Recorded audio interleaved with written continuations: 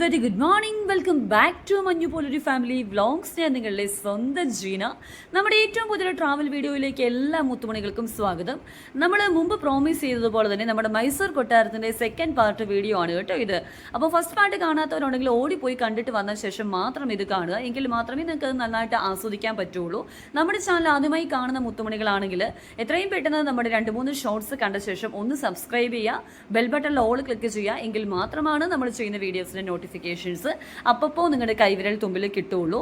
എല്ലാ മുത്തുമണികളും first part കണ്ടിട്ട് ഓടിവാ, നമുക്കിത് എൻജോയ് ചെയ്യാം.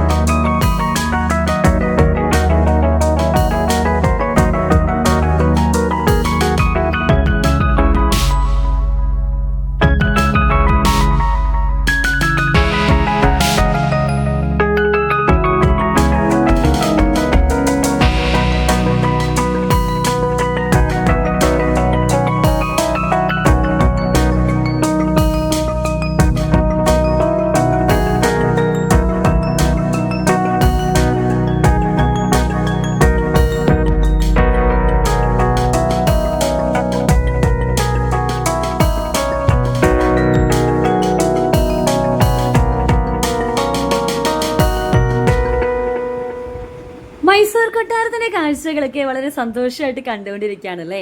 ഞാനിതിന്റെ ഫസ്റ്റ് പാർട്ട് അപ്ലോഡ് ചെയ്തപ്പോൾ തന്നെ നമ്മുടെ പ്രിയപ്പെട്ട വ്യൂവേഴ്സ് പറഞ്ഞിട്ടുണ്ടായിരുന്നു, ജീന ഈ കൊട്ടാരത്തിന്റെ ചരിത്രം അറിയാൻ ആഗ്രഹമുണ്ടെന്ന്. അപ്പം തീർച്ചയായിട്ടും ഞാൻ ഈ ഒരു പാർട്ടിൽ അത് പറഞ്ഞു തരാം കേട്ടോ. ദക്ഷിണേന്ത്യയിൽ ഏറ്റവും കൂടുതൽ ടൂറിസ്റ്റുകൾ എത്തുന്ന ഒരു പ്ലേസാണ് മൈസൂർ പാലസ്. കർണാടകത്തിലെ മൈസൂരുവിൽ സ്ഥിതി ചെയ്യുന്ന പ്രശസ്തമായ ഒരു കൊട്ടാരമാണ് മൈസൂർ കൊട്ടാരം. അംബാവിലാസ് കൊട്ടാരം എന്നും ഇത് പ്രാദേശികമായി അറിയപ്പെടുന്നു. മൈസൂർ ഭരിച്ചിരുന്ന വാഡിയാർ രാജവംശത്തിലെ ഔദ്യോഗിക വസതിയായിരുന്നു ഈ കൊട്ടാരം. കൊട്ടാരങ്ങളുടെ നഗരം എന്നാണ് മൈസൂരു അറിയപ്പെടുന്നത്.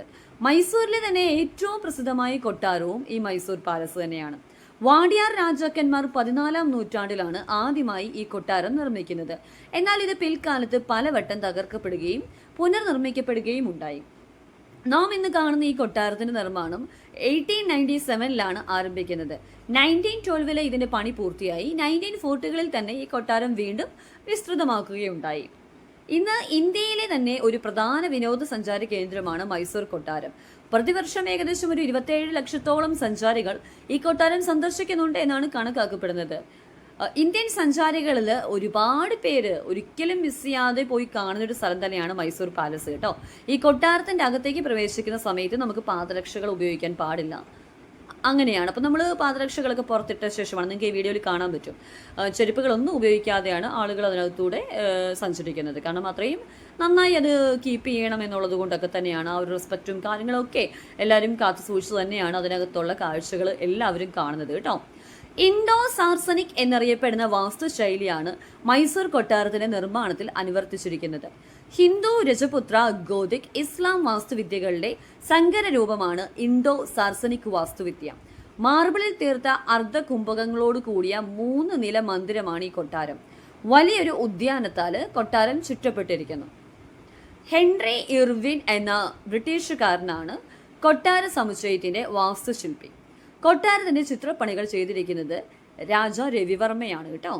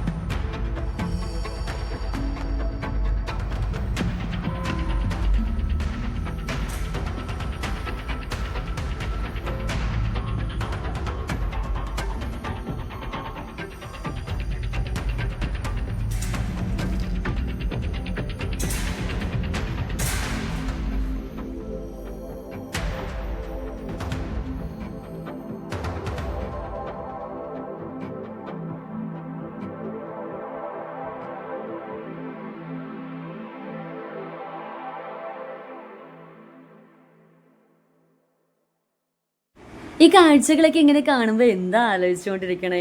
നിങ്ങളുടെ മനസ്സിൽ വരുന്ന കാര്യങ്ങൾ താഴെ കമൻറ്റ് ബോക്സിലേക്ക് എഴുതി വയ്ക്കാൻ മറക്കരുത് കേട്ടോ. ഇനി ബാക്കി വിശേഷങ്ങൾ കേൾക്കാവേ. എല്ലാ വർഷവും ശരത്കാലത്ത് നടക്കുന്ന മൈസൂർ ദസറ മഹോത്സവത്തിന്റെ പ്രധാന വേദി മൈസൂർ പാലസ് ആണ് കേട്ടോ. ഇവിടുത്തെ കുക്കായിരുന്ന കാഗസുര മാടപ്പയാണ് മൈസൂർ പാക്ക് എന്ന പലഹാരം ആവിഷ്കരിച്ചത്. ഗായ്സ്, മൈസൂർ പാക്ക് നിങ്ങൾക്ക് ഓർമ്മയുണ്ടോ? നമ്മുടെ കഴിഞ്ഞ ലൈവിൽ വരെ ഞാൻ ഇരുന്ന് കഴിച്ച ഐറ്റമാണ്. അതിഷ്ടമുള്ള ആൾക്കാർ താഴെ കമൻറ്റ് ചെയ്യാൻ മറക്കരുത് കേട്ടോ. മൈസൂർ കൊട്ടാര സമുച്ചയത്തിനകത്ത് ആകെ 12 ഹൈന്ദവ ക്ഷേത്രങ്ങളുണ്ട്.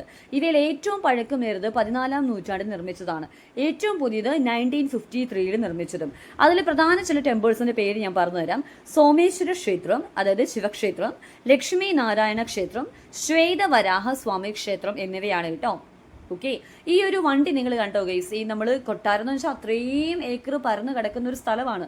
അപ്പം അതിൻ്റെ ഒരു ചുറ്റുമുള്ള കാഴ്ചകൾ കാണാൻ, നടക്കാൻ ബുദ്ധിമുട്ടുള്ള ആൾക്കാരുണ്ടെങ്കിൽ, അല്ലെങ്കിൽ നടക്കാൻ മടിയുള്ള ആളുകളുണ്ടെങ്കിൽ ഈ വണ്ടിയിൽ കയറി ട്രാവൽ ചെയ്യാൻ പറ്റും കേട്ടോ. നമ്മളത് ട്രൈ ചെയ്തിട്ടുണ്ടായിരുന്നില്ല.